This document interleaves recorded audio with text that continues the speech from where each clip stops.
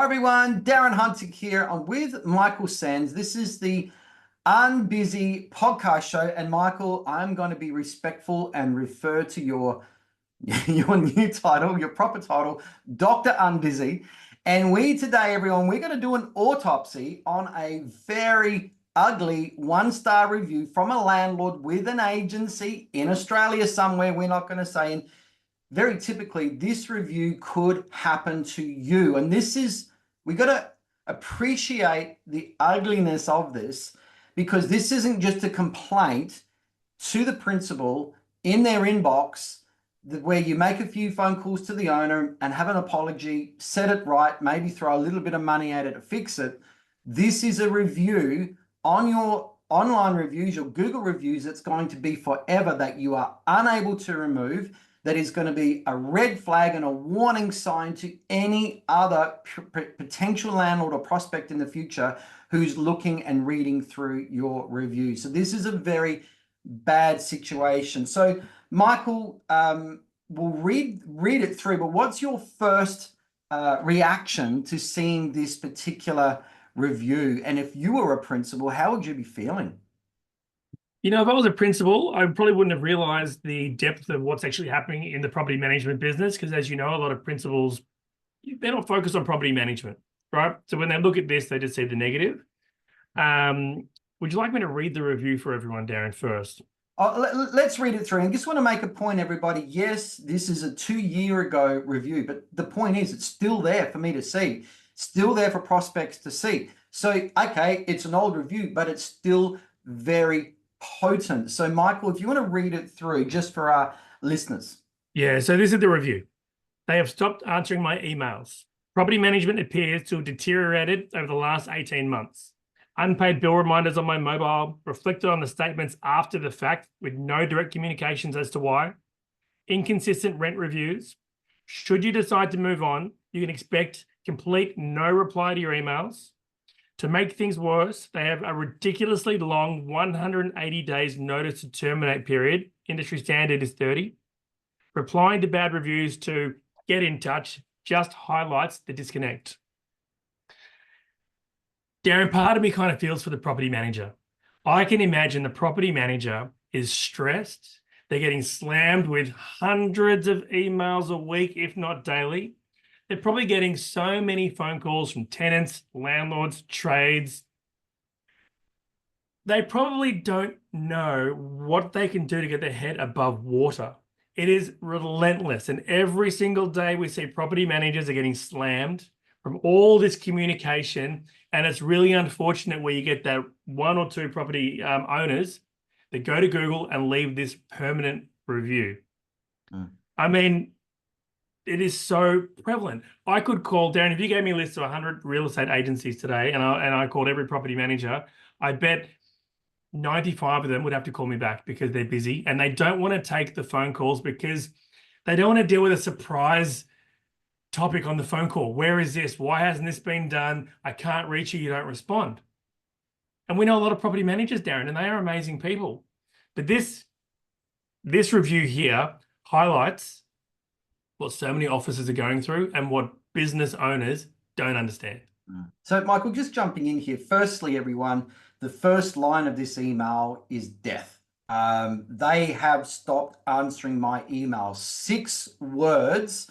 That is the most avoidable way to lose business. Now, we're going to lose business through property sales, owners moving back in, but this is not answering your emails. Owners will leave your rent roll when they're insulted or offended, when they're simply not being communicated with. Now, the other thing that I've picked up, because I want you to do a bit of a deep dive going through this, Michael, and let's do a proper autopsy. But I know as a time management coach in the property management space, if I was called in to give them better time management, I bet it's not going to fix it. I bet that even they change a few habits, it's not going to dramatically change the situation. I already see they're managing too many properties. As you said, they've got too much going on. And this is a real fault of the industry. Property managers in general are managing too many properties because fees are bad. And so therefore, because fees aren't as quality as what they should be, property managers are managing beyond a normal 9 to 5 job. All right. They're not working 40 hours a week. They're working 50 hours a week. They're working more than that. And they're managing too much, and too much is going on. The balls are being dropped, and those balls are being dropped are probably worth $5,000 to $10,000 in fee income lost and asset loss to the business. All right, that's how much those balls are being worth. So if you're listening here, you need to make sure that your business doesn't come anywhere close to this. So Michael, if you had this business owner get in contact with you to have a chat, and everyone out there, if you feel any of this sort of thing could go on in your business or is going on, just book into Michael's diary at unbusychat.com and he can do you an analysis on your business. But if you got in contact and the principal said these things or gave this example, let's just start off. What would you be advising him? So, the reviewer only had to leave that first sentence, right? The damage is done. Yeah. They have stopped answering my emails. This spells out, so we can do an autopsy. This spells out anxiety. The fact that the person is now no longer responding to the emails, they probably feel they don't have the support within the office. They probably feel this is too much, above my pay grade. I can't deal with this anymore. The stress and anxiety they would be feeling would be probably taken home too, Darren, right? Just from that. If they can't respond to emails, the stress and anxiety, imagine what their home life is going to be when they leave at 4, 5, 6, 7, 8 o'clock at night. Stop answering emails. At a minimum, somebody else should be taking over the emails, right? Somebody should be looking at the communication daily and making sure the property managers are not swamped with their emails, but we'll come back to that. Property management appears to have deteriorated over the last 18 months. So already they're telling us that they've probably tried to communicate with this person over the last year and a half, and things are getting worse. Again, when we look at that and we know the offices that we deal with, this comes down to stress, time management, overworked, underpaid, and they don't have the support in the office.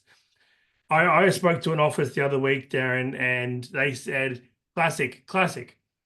A landlord rang the office, spoke to the reception. The reception went to put them through to the property manager. The property manager told the reception what to say to the landlord because they were too busy to deal with them. The landlord then took their business somewhere else, right? Because the staff didn't have time to take the phone call. So last 18 months, it's gone downhill. They're overworked. They don't have the support. Unpaid bill reminders on the mobile. We see offices, they'll get all the invoices come in for the water, the council and everything, and they're either going to go to the property manager or they go to the accounts department. And they are easy to be missed, Darren, if someone's not attentioning them. How easy is it? It goes to the email. The emails are missed. It goes through the spam filter, gets missed, doesn't get added on. I mean, surely this resonates with a lot of people out there, right? The invoices are being missed. Then the late fees start to come, right? And then the owners say, why have I been charged a late fee? And then the business owners have to pay the late fee. And then the property manager gets told off for not being able to put the invoice in. And it's cyclical there. And you can see here too, it's reflected on the statements after the fact. So it's come through late. They've tried to chase the property manager and the property manager hasn't responded. They've just gone and done it. Darren, I wonder with this office, and it'd be safe to say, I wonder if they're making any no reason calls with their landlords. I'd say no. I think you've just given a description for probably 70% of the industry. You've just described the typical day of a typical property manager, and we've had so many people leaving. So I know it's a great diagnosis, but I'm sure that there are no reason calls happening, or really any calls other than what maybe has to happen, but not would nice to happen. And then in here, the kicker, inconsistent rent reviews. So we see like a lot of property managers, they form a relationship with a tenant and they don't want to put the rent up on the tenant to a market review or even assess it because they say the tenants have been good tenants, you want longevity there. Yeah. But all of a sudden rates go up, water rates go up, all the other insurances have gone up. Insurance go up. And all of a sudden you go to give them a rent increase after 2 or 3 years and it's moved up $50, $100, $200, and it's bill shock for the tenant too. Yeah. So you're nurturing this really negative environment. But a lot of this here, Darren, we're only halfway through the review, is communication. Imagine if this property manager or this agency had regular touch points communicating with the owners, letting them know what to do. It's like we encourage our clients to do the annual expectation call. One phone call a year at a minimum, and you're setting out the expectation, rent reviews, lease renewals. Are you looking to sell the property, move into the property at the start of the year? And Darren, this review never would have happened. Never would have happened. Should you decide to move on, you can expect complete no reply to the emails. So we've already established that this person's not replying to the emails. We've already established that this office doesn't have adequate processes in place for someone else to reply to the emails. To make things worse, a long notice to terminate, 180 days. I don't know anyone in the industry that's got 180 days. I don't know, that's 6 months. I don't know of anyone. And that really does say something as well about their making it very difficult for people to leave, because perhaps they've got a regular leakage going on as well. I don't know. It would probably be written into some management agreement that maybe they've created. I'm not sure, but that does seem very, very long time. So that's only going to infuriate the owner, who is simply just wants to cut the mooring lines and leave and go find a new island to live on, a new agency, which will be your rival down the road. So it just shows you how dangerous a lack of communication really is, Michael. We know that's the biggest complaint that landlords have about property managers globally, and yet most principals are not focused on making sure that those complaints aren't happening in there. I reckon it's happening in at least 70 to 80% of rent rolls. These sort of things here. And we know too, right? Like, I know if I go to do secret shopping, mystery shopping to an agency, I know how that person who answers the phone takes my inquiry, basically all the problems in the back end that that office has, right? From that single point of communication. And yeah, yes, okay, everyone knows we do secret shopping. We are the largest data research analytics in Australia, New Zealand, UK. So it's safe to assume, Darren, that we know that if someone answers the phone and it's not a good phone call, or someone doesn't call us back, we know systemically what the problem is. This is a really bad review. Now, they've also got to the end here saying replying to bad reviews to get in touch just highlights the disconnect. Yes. So that, I would assume that's been an addition to this So review. that's a reply that the agency, and it's probably a standard reply as well that they've given them. Look, just get in touch. We're so sorry that you've had a bad experience. It doesn't represent who we are. Please get in touch with us, or something really generic like that. That only infuriates them even more. It's just too little too late, isn't it? It's just, it's something that's token but completely unappreciated given the total gravity of the situation. It takes a lot for someone to put the effort in to go and leave a negative review. It takes a lot, because someone's got to be really fired up to do that. And to give 1 star is a really massive letdown for the agency. And it also, Darren, it's really unfair, because there might be some really amazing points to this business. The staff there might be really amazing, loving, caring, and they turn up to work every day to do the best they can for their clients. And then you get this review that goes through the cracks, and it's really, really unfair. But it's safe to assume, though, that regardless of how hard that agency tries, they're chasing their tail.